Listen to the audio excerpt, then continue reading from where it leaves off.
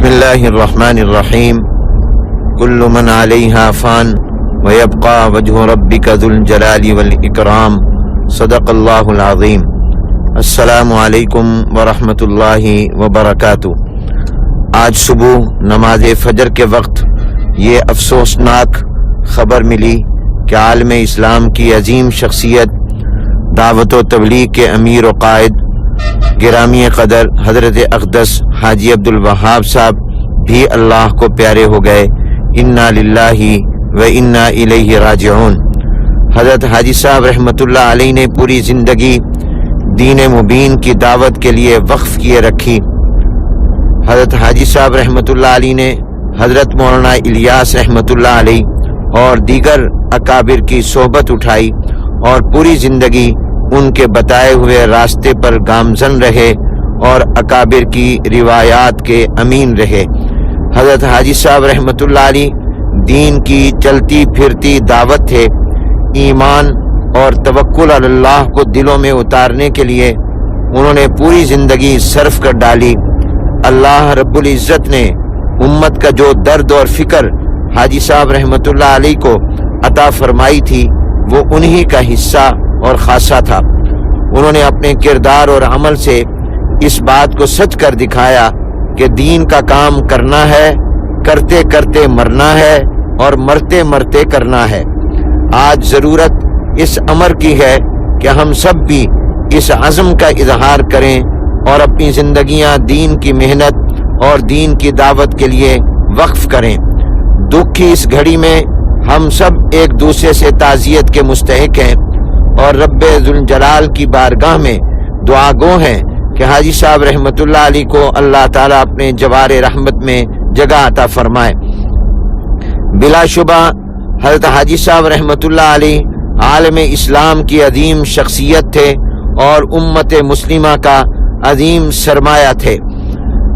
حضرت حاجی صاحب رحمۃ اللہ علیہ حضرت مولانا انعام الحسن کاندھلوی رحمۃ اللہ علیہ کے بعد پوری تبلیغی دنیا میں متفق علیہ شخصیت تھے۔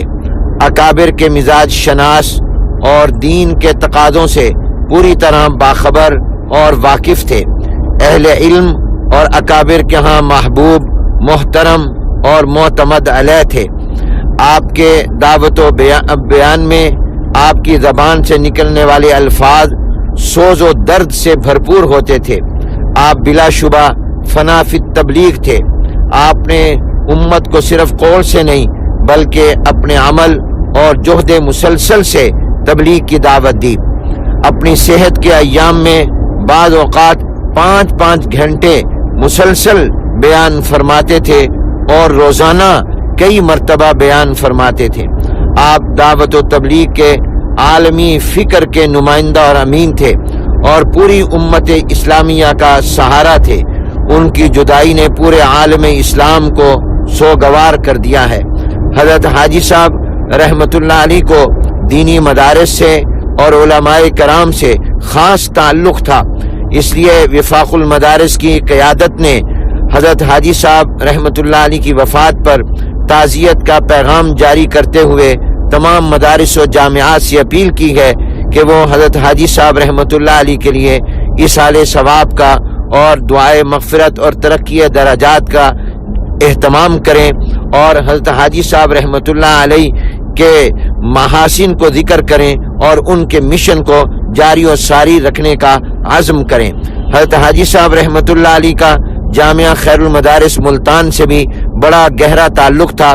جب بھی میں ان کی خدمت میں حاضر ہوتا حضرت جد امجد مولانا خیر محمد صاحب رحمۃ اللہ علیہ کا بڑی محبت سے ذکر فرماتے، ان کے واقعات سناتے اور ایک عرصہ دراز تک حضرت حاجی صاحب رحمۃ اللہ علیہ اور دیگر اکابر رائے دورہ حدیث کے طلباء کو خیر المدارس میں دورہ حدیث کی تعلیم کے لیے بھیجتے رہے اور الحمدللہ حاجی صاحب رحمۃ اللہ علیہ ہر سال سماہی ششماہی سالانہ امتحان کے لیے خود خط تحریر فرماتے اور جامعہ کے اساتذہ امتحانات کے لیے رائے حاضر ہوتے، اور یہ سلسلہ اب تک جاری ہے۔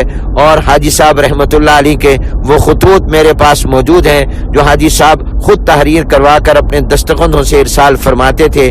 اللہ تعالی حضرت حاجی صاحب رحمۃ اللہ علیہ کے درجات آخرت کو بلند سے بلند تر فرمائے، ان کو اعلیٰ علیین جوار رحمت میں جگہ عطا فرمائے، اور ہم سب کو ان کا مشن جاری و ساری رکھنے کی توفیق عطا فرمائے، اور دعوت و تبلیغ کے کام کو اسی طرح اللہ تعالی محفوظ فرمائے جیسے ان کی زندگی میں تھا، فتنوں سے محفوظ رہے اور یہ کام پر امت متحد رہے۔ وآخر دعوانا ان الحمد للہ رب العالمین۔ دعا گو و دعا جو محمد حنیف جالندری، محتمم جامعہ خیر المدارس ملتان پاکستان، ناظم اعلیٰ وفاق المدارس العربیہ پاکستان۔